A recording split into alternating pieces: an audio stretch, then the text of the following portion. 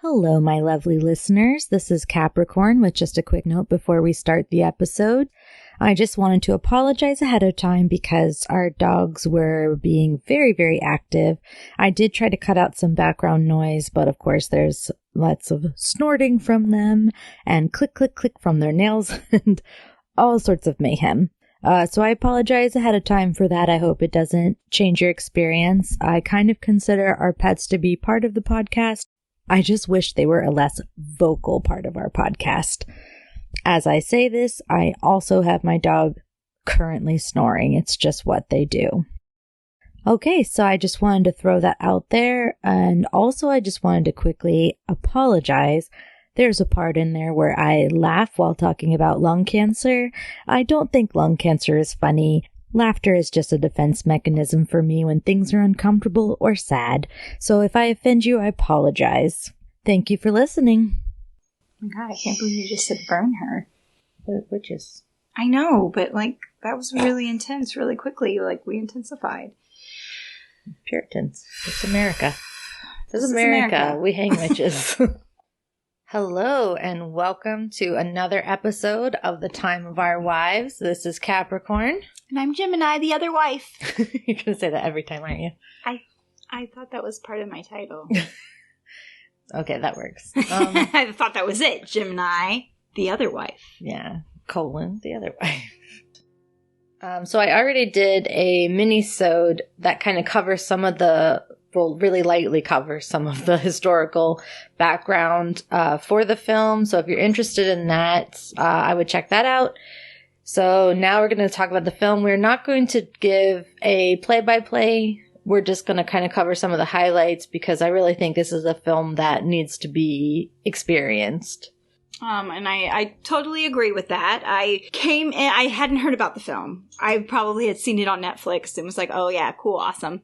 But I don't get that much time to watch TV generally by myself. So that's generally all I do. So. Yeah, exactly. Well, that's why I enjoy, because you're like, hey, you need to watch this. And I'm like, awesome, I'm going to watch it. So, but the mini-sode did help me get some background. And it was just a basic history of LGBTQ plus. LGBTQ plus. Mm-hmm. Okay. There's also 2S LGBTQ plus. That includes the Indigenous People of America, the Two-Spirit. Oh, I love that. Yeah, that's a new one. I want to look that up too. I'm interested in that. Yeah. Okay, on another...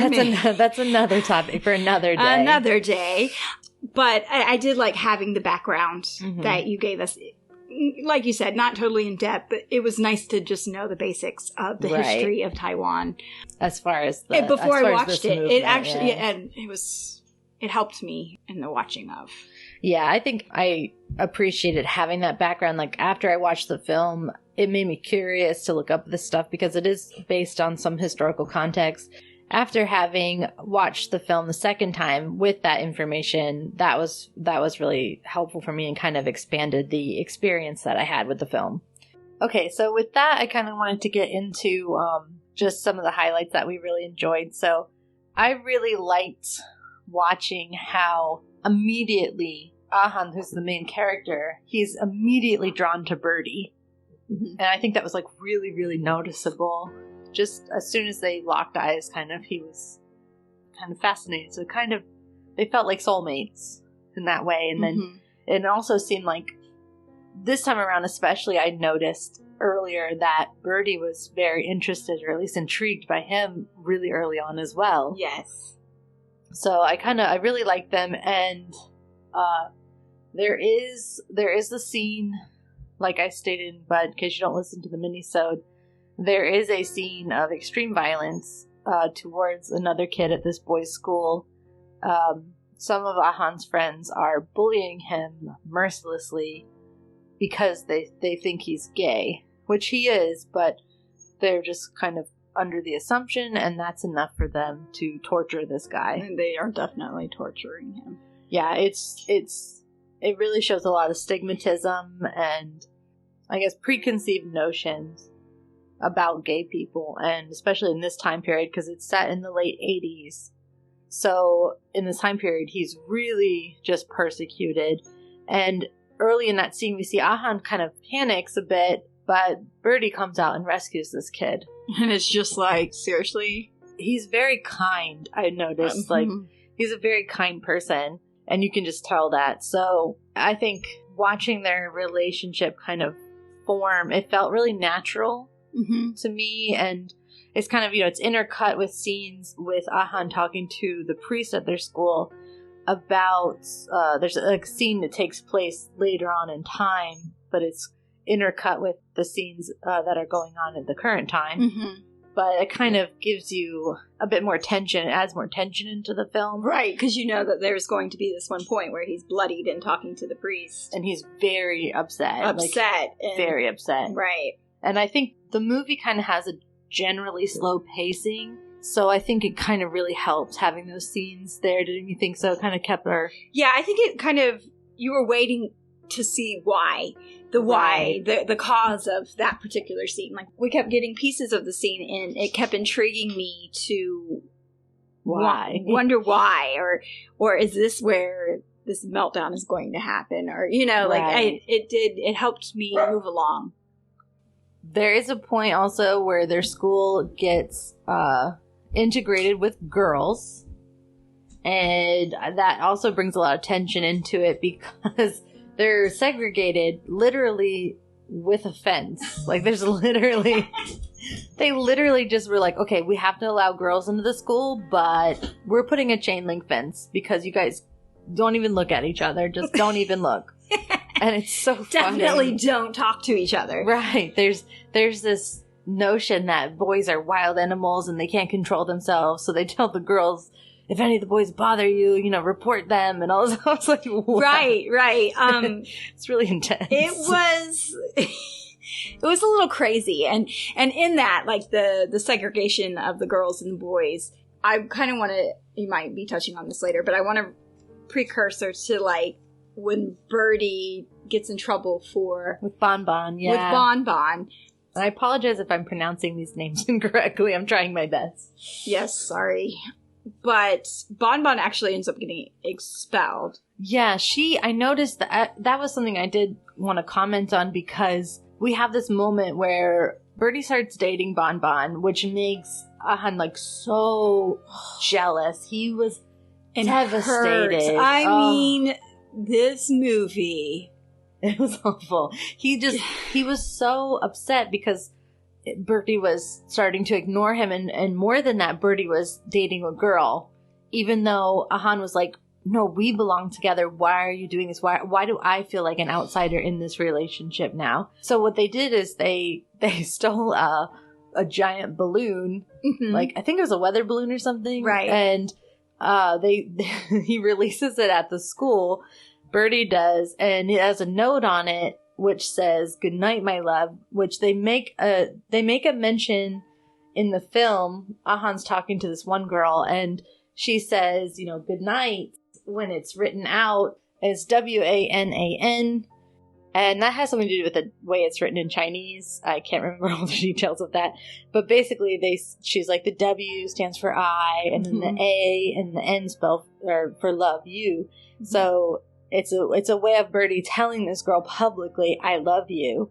Right, which is something that Ahan had. Yes. As soon as he found out that this was a way to say I love you in a coded message, he immediately paged Birdie with it. Yes. So Birdie used that, which I thought was horrible. It was crap, because he was like, so you did know what I meant when I said he's like, that well, to I you. looked it up, and then he's like, so you used that for this girl.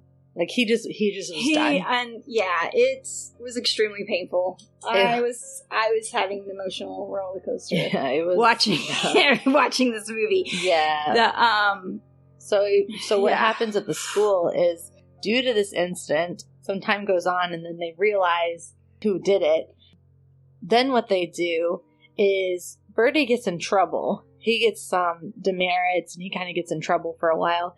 But Bonbon gets even more in trouble, and she gets expelled, which I thought was horrible because she didn't have anything to do with it. She didn't do anything. She was just on the receiving end. Yeah, she had no control, and that was like a complete surprise, and then she got expelled for that, and I thought that was just terrible. Right, and I like how Ahan kind of identifies with her in certain There's certain moments. Yeah, he kind of is getting, like... As much as he seems to really dislike her, there are moments, like you said, where he can kind of have compassion for her and understanding. So I just wanted to talk to you a little bit about the expectations all around him that Ahan is facing, like not only at school and with his teachers, the priest, his family, just everything in the society. Very popular.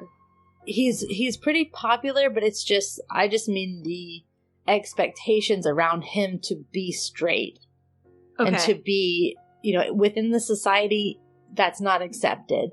Within his family, they're expecting him to get a girlfriend. At the school... At college. Yes, at college they want him to get a girlfriend.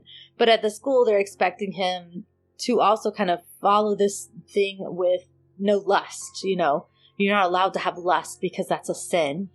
And so from all around him, he really has no outlet for this because no one understands except Birdie just is awful about it.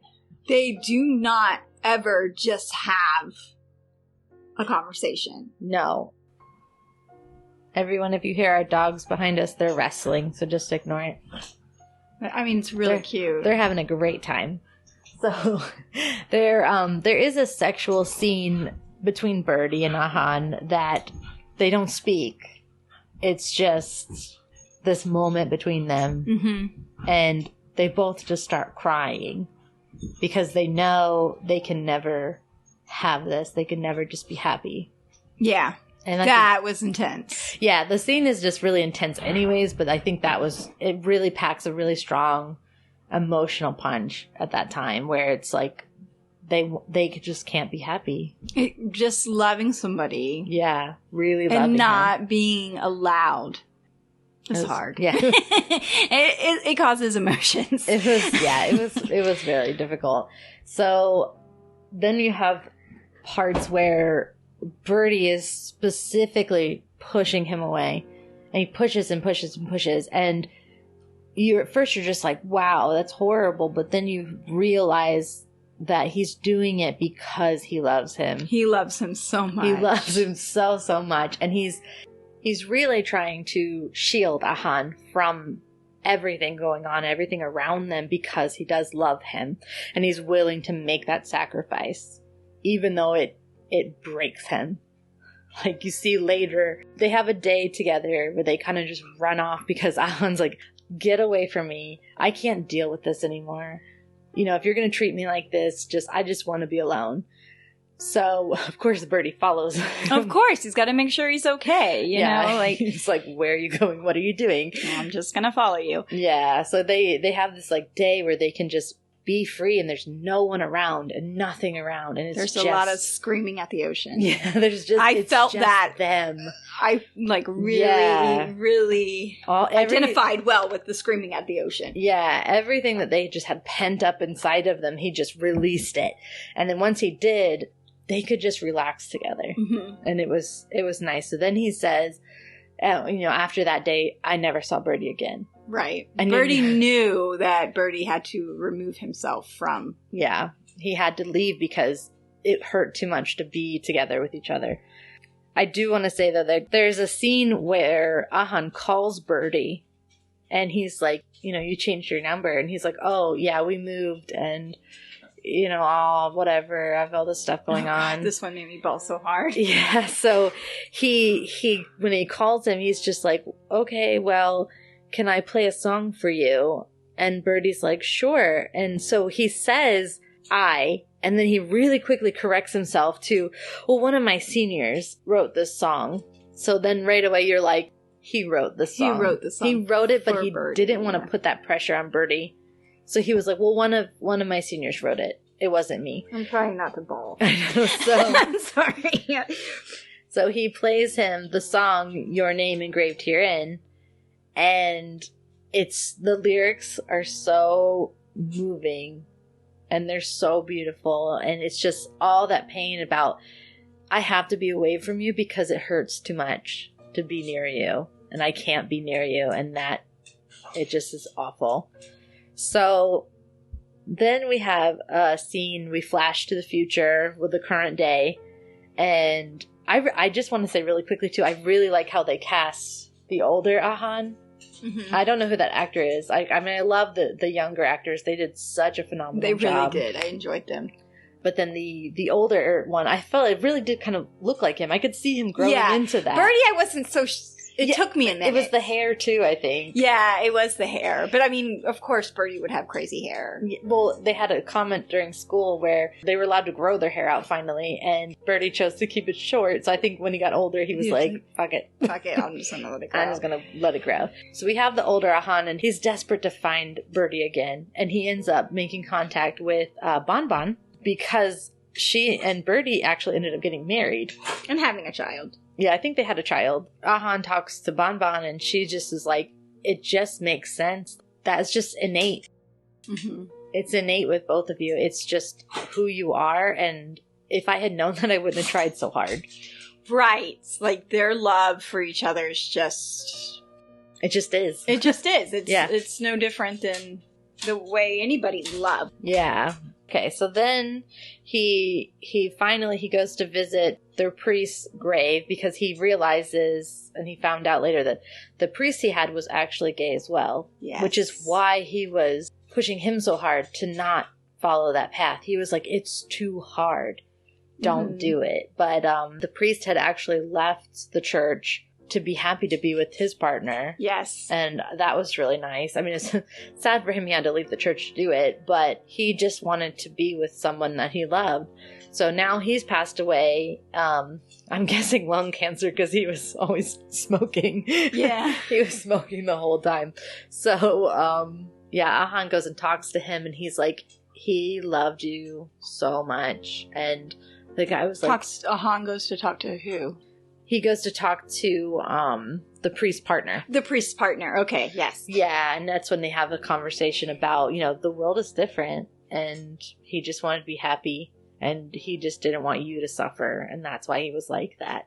So he does tell him, though, like, there is a bar that, we used to hang out, and Birdie was there sometimes. Mm-hmm. So I like how the partner's like, by the way, if you're looking for Birdie, he's around.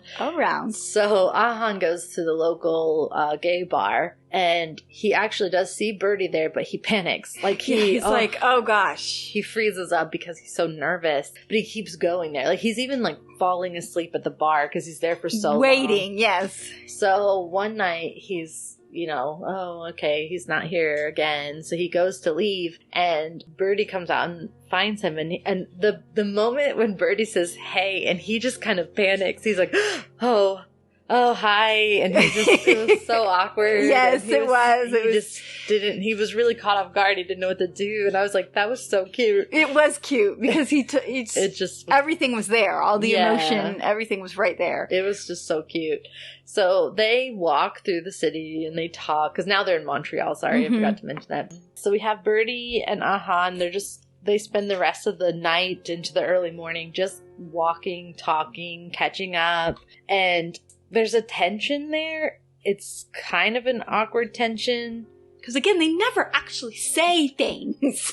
No, they don't. I had such a hard time with this. I'm like, say the word out loud. I guess maybe that's my personality. I don't get inferences very good. Like, you're trying to tell me something. Just say the words. Because otherwise I'm not completely understanding. So I think that's my personal frustration with it all. Yeah, but then you do finally get a point, because it's after all this, well, how are you? I should check in with your mom. Oh, yeah, she misses you, and all that kind of stuff. Then there's a moment where Birdie stops and he just says, I really did love you.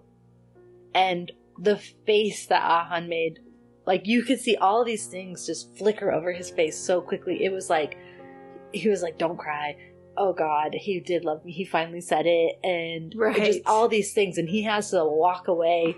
So does he say I love you as they were saying goodnight? They were going to go separate ways?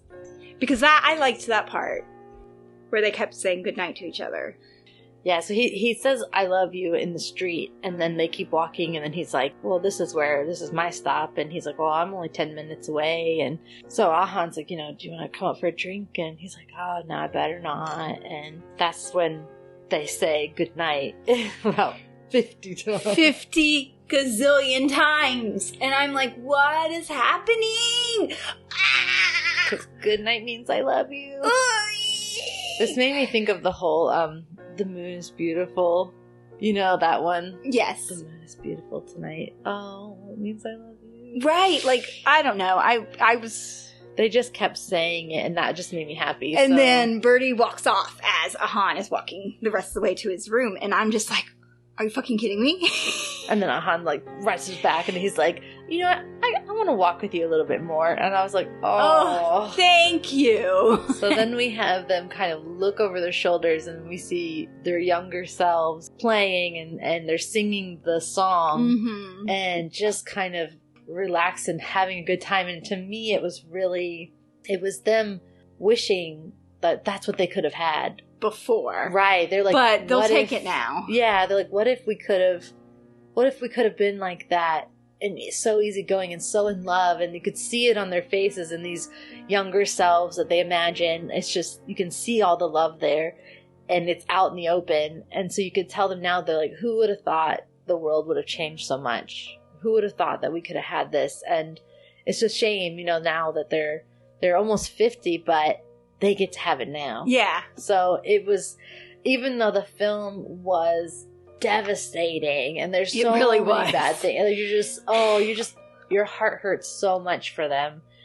At the end, at least you have this more uplifting ending. It could have been so much worse. It could have been worse. If they hadn't put that in there, I might not have gotten out of bed for a week. Yeah. Honestly, that's how intense I was feeling the emotions of the movie. And one of them didn't die. One of them, it was... Right. It was a much better ending. I appreciate the story. I really appreciate the story and the way it was told. Yeah, I thought it was beautifully told, and I loved the cinematography of it. I loved the way it was cut. I loved the actors. They were just so good. All of it was really It was so good. And the song is good. It's just... It leaves you with a lasting impression. It does. This is a movie that if you watch it, it's going to be with you for a long time. And I think it was just really nice. Yes. And I've only watched it the one time because it did give me such an emotional emotional, I'm not going to say breakdown because I didn't break down, but it was an emotional revelation. Well, you're an ENFP, so. So, yes, I'm also super empathetic. I do plan on watching it again in the entirety, and probably by myself without any distractions. Yeah. Because I've cried a lot, but I have a feeling that me and this movie, we need to... you need to have a moment. We need to have a moment together. We need a private moment. Yeah. Yeah, I appreciated the fact that I watched it by myself the first time, because I was like, I'm so glad I was by myself. Right? It was a lot going on, and I was like, I'm so glad I'm alone, right? I need to be alone in my feelings with this film. Right, exactly. We just need to have our time together, and so I look forward to that. Wrapping up, I think we both highly recommend, I'd say. Highly recommend. Yes. If you need a good emotional film, it's good. Yes. Yeah. Yes. Watch it. Please watch it. Watch it, it's so good. Okay, so that's our commentary for the film Your Name Engraved Herein. And this is Cap and Gemini signing off.